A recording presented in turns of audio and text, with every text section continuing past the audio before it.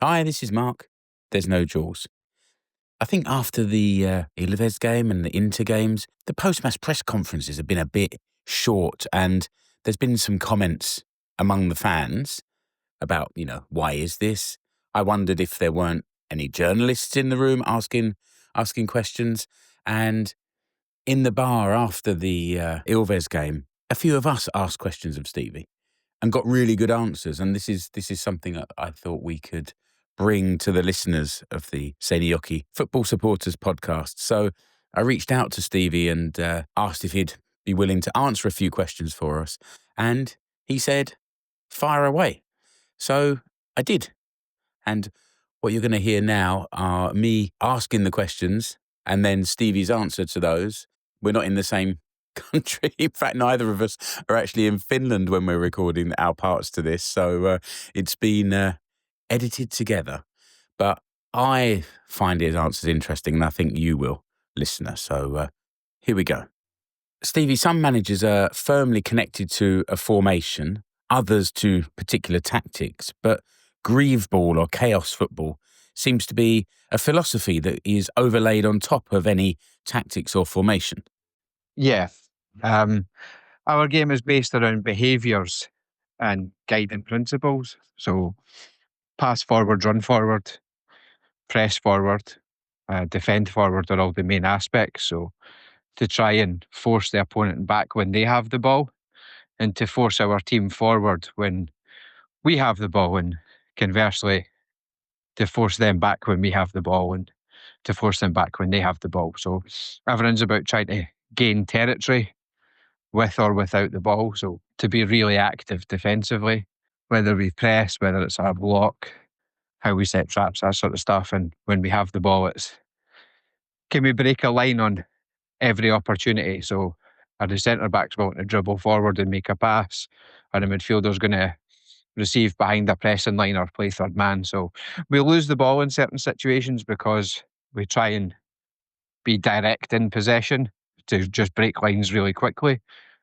Which is why like the teams that play more possession and more horizontal and more patient tend to struggle against us, is because we change the tempo of the game so quickly. It's also a little bit how Beast and VPS also get some results, because they change the tempo of the game. They'll fire it forward, they'll run forward. We're really aggressive on the man-to-man press. So yeah, in Finland, because a lot of the teams are more side to side and patient with the ball, they struggle quite often against teams that are willing to change the tempo of the game. So for us, it's not really about system or formation. It's about just guiding principles and fundamental behaviours that we do every day in training, which then doesn't matter who we play in the game. They showcase the behaviours, and it means that we can flip players in and out of the team quite easily. For the Inter and KuPS games, you played a low block with 3 centre-backs, which saw your team drop back into position as soon as they won possession. What was the plan behind this change? I think you mean for Inter and Ilves. Against KuPS, we should have played wider. We should have just played less possession-based, less positional in the middle, a little bit wider and more direct, which is mostly because the KuPS' pitch is so bad. People don't realise how slow it is. After you win the ball back, it's like you just need to fire it forward and run. You can't take too many touches because of the pitch. But against Inter and Ilves, yeah, we played to back the game block, just give them the ball. Without going into too much detail, both teams play with 5 across the top line. So typically, if you play 4 on the defensive line, you need to switch a lot, which means that maybe your wide midfielder has to take the outside line, or your fullback has to take the outside line, and your midfielder takes the inside one. And there's a lot of switching and rotation that happens.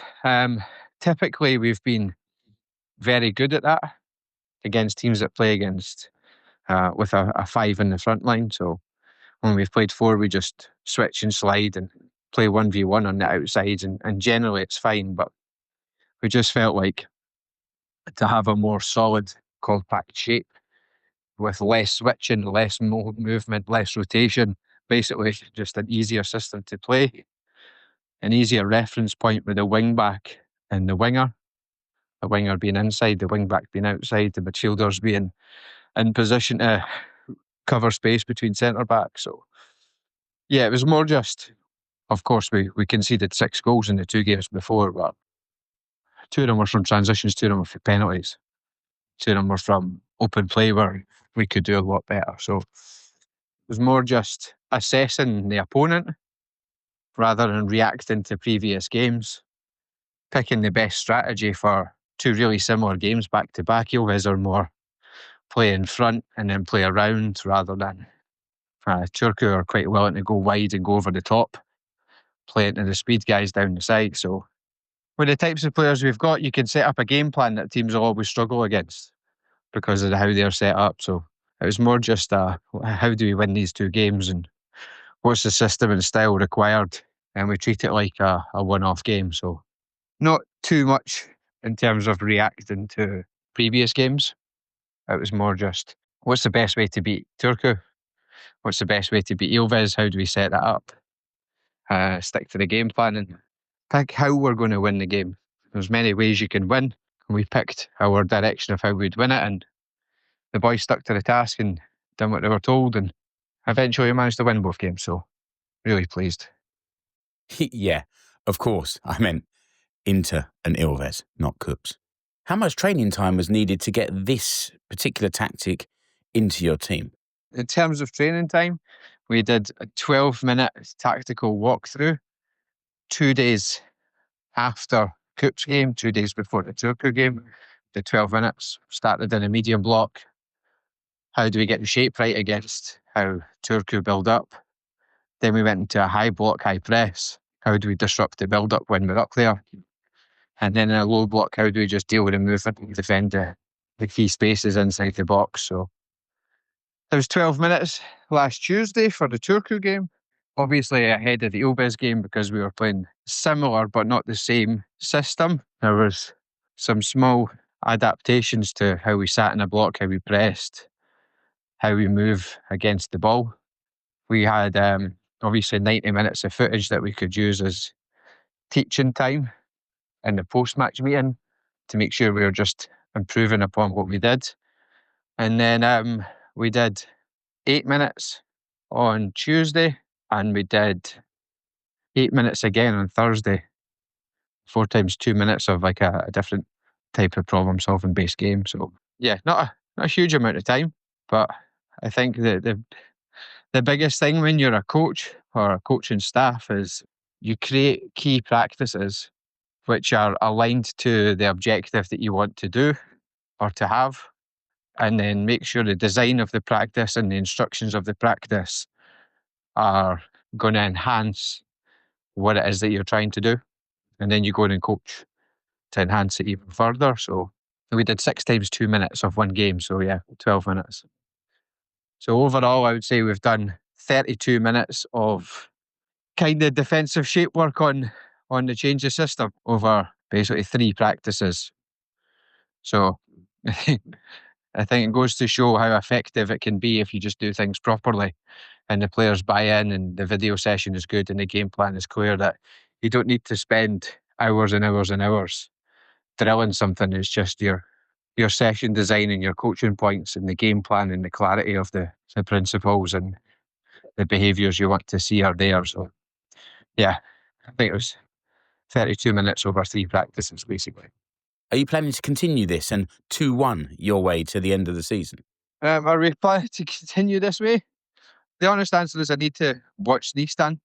I need to watch HJK again and then assess what is the best approach for those 2 games. Obviously, Nistan's pitch is small. It's pretty slow. So it's something we need to factor in. How you defend against Nistan might be different to how you defend against Ilves and Turku, similar to HJK. They're all individual games at this point. We're not looking at it as a league system. We're looking at it as today is 3 points and can we get 3 points? We're not looking any further than the game in front because, every game's a 6-pointer. I enjoy this cutthroat element of the game. So we don't know what we're going to do in the next game. We just need to review what we think is the best game plan for these games. I felt like we should have beaten HJK with the ball in the net 4 times in the first half or 3 times in the first half against them. So I feel like we should have beaten HJK, and against KuPS we were not good, but we feel like we should have come away with a point, but we threw it away. So it just shows everybody you need to be switched on. And if it takes a 89th minute goal for us to do it, then we're the best team in the league at getting the late goal, because I think that we're fitter and fresher than everybody else. We fit this level of the team right now is incredible. If we have to 2-1 our way every game to the end of the season, then we will. But each game is just this, we deal with it and there's no merits, and we don't worry about the next one after that. So there's 6 games left, and each game is the same for us. We have an international break now, so what are your plans for the next week or so? International break, half the team's away. There's a training group in today and tomorrow. Yaska and Tony will take training with those guys. I'm going to be in Scotland for a few days. Once we get the bulk of the team back, around the 13th, 14th, 15th, we'll be able to start preparing for Nistan on the 19th. So, the plan is just get everybody mentally fresh and get ready for the last run of games. Brilliant, Stevie. Thanks so much for taking some time from your holiday and proving that men can multitask by walking the dog and talking at the same time. Listener, thanks for listening. Until the next episode of the Seinäjoki Football Supporters Podcast. Goodbye.